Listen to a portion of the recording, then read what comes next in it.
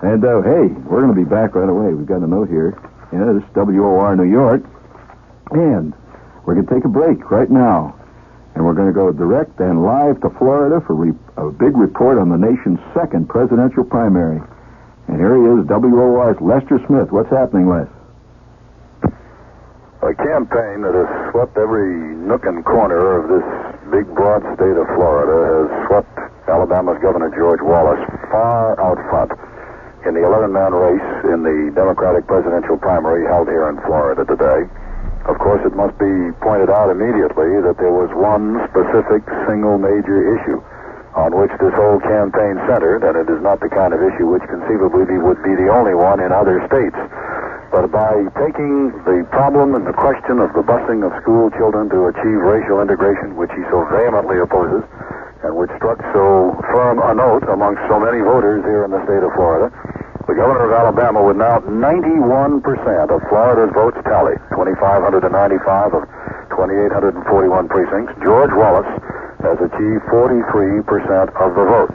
And as we mentioned before, this is anywhere between 8 and 10% more than had been anticipated, even amongst those who conceded that Wallace was going to be the number one man in this 11-man field. He has 477,184 votes, 43%. In second place, and it is not really a very good second place, but it is second place, is Senator Hubert Humphrey, who was the 1968 Democratic presidential nominee with 17% of the vote, or not quite 192,000 votes.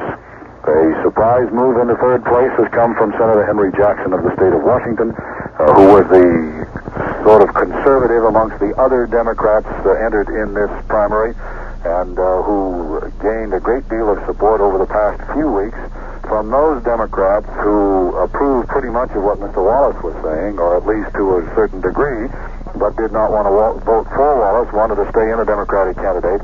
And since Jackson strongly opposes the concept of busing just to achieve integration, he was the beneficiary of those votes. The big surprise and the major disappointment of the primary from the standpoint of any candidate has been Senator Edmund Muskie of Maine, who at this stage, with 91% of the vote tallied and better than 1.5 million votes counted, still has not yet achieved 100,000 votes. He has 9% of the vote with 98,129 votes. The only other contest of any nature, and it really isn't much of a contest, is what's going on for 5th and 6th place between New York's Mayor John-Lindsay and Senator George McGovern of South Dakota. Lindsay now has an edge over McGovern for 5th place with 73,000 to 66,000 for McGovern. Lindsay a little better than 6% of the vote, almost 7%. McGovern just about 6%. But there again, what do you do with 6% of the vote in a contest such as this? It must be said, of course, that McGovern and Lindsay, in this kind of a campaign, with this one single issue, certainly, as the most outspoken liberals in the contest, were not going to do anywhere near or remotely as well as they might have done had the busing issue not been the single most important.